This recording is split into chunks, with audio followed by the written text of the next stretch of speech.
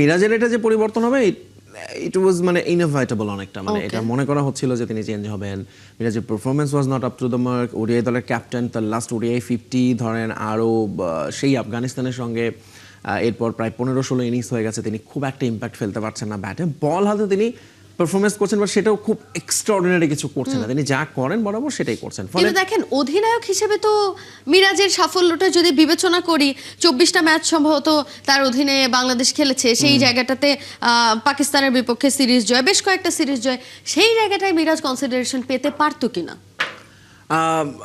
পেতে পারতো কিনা মানে আপনি যদি দলের পারফরমেন্স দিয়ে বা দলগত পরিসংখ্যান দিয়ে বিচার করেন তাহলে হয়তো পেতে পারতো, কিন্তু মিরাজের পারফরমেন্স খুবই আতশ কাচের নিচে চলে এসেছিল। As a captain, as a leader তিনি অনেক ডিসিশন নিয়ে সমালোচনা হয়েছে।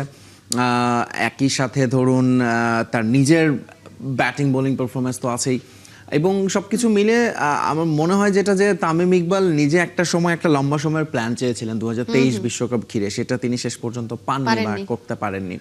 সো এখন তিনি যেহেতু সভাপতি চেয়ারে, তিনি যদি ভেবে থাকেন যে হ্যাঁ এখন একটা লম্বা প্ল্যান, যেটা তিনি বলেছেন যদিও 6 মাসের প্ল্যান, বাট ক্রিকেটে আসলে আরো লম্বা প্ল্যানই হওয়া দরকার। তামিম ইকবাল 6 মাসের কথা বলছেন, কিন্তু আমাদের দেশে সেটাও হয় না। আমরা খুব কুইক সবকিছু চিন্তা করি, প্ল্যান করি। তো সেখানে ধরেন 2027 বিশ্বকাপ আসতে এখনো প্রায় বছর খানেক।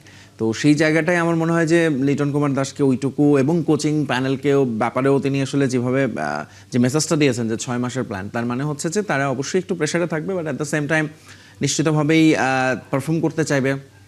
এবং সেটা ক্যাপ্টেন লিটনও দেখেন মাঝখানে সমালোচনার মধ্যে দিয়ে গিয়েছেন তার এই সিরিজে থাকা না থাকা, ইনজুরি, সব কিছু নিয়ে। সো লিটন কুমার দাসকেও যেন মানে যাকে দায়িত্ব দেওয়া হয়েছে তাকে যেন বোর্ড, তামিম ইকবাল যেটা মিডিয়ার সামনে বলেছেন সেটা যেন প্লেয়ারকে ডেকে 1-to-1 বলেন যে ইউ হ্যাভ দিস অ্যাসাইনমেন্ট, তুমি 6 মাস তোমার মতো করে কাজ করো, then will decide your future বা নেক্সট 6 মান্থস বা ওয়ার্ল্ড কাপ পর্যন্ত আসলে আমরা কী করবো, সেইভাবে এগোনো উচিত। বাট এইটা আসলে হওয়ারই ছিল। এখন মেহেদী হাসান মিরাজের আসলে ওয়ানডে দলে থাকার জায়গাটা নিয়েই বরং এখন শঙ্কা। অধিনায়কের চেয়ে বড় কথা সেটা, এখন যেহেতু তাকে দল থেকে আপনি অধিনায়কত্ব বাদ দিতে পারেন না, সো তাকে আপনি অধিনায়কত্বটা সরাচ্ছেন। নেক্সট সিরিজে হয়তো মেহেদী হাসান মিরাজ যদি ওয়ানডে একাদশে নাও থাকেন, ওয়ানডে স্কোয়াডে একটা সারপ্রাইজিং কিছু হবে না। সেখানে আসলে দেখেন লিটন দাসকে ক্যাপ্টেন্সিটা দেয়া হয়েছে, কিন্তু লিটনের টি-20 পারফরমেন্স দিয়ে বা টি-20তে তার নেতৃত্ব দিয়েই কি আপনি নিশ্চিত করতে পারছেন যে আসলে লিটন ওয়ানডেতেও ওই রকমই একই ধারা বজায় রাখবে বা দলের জন্য আসলে বিগ হ্যান্ড হইতে পারে? না, বরং লিটন বেশ অধারাবাহিক। তিনি ধরেন লিমিটেড ওভারেই লিটনকে আমরা আসলে রেগুলার মানে তিনি খুব কনজিকিউটিভ পারফরমেন্স আমরা দেখি না। হয়তো টেস্টে Liton Kumar Das one of the finest batsman এখন আমাদের ওই মিডল অর্ডার বা লেট মিডল অর্ডারে।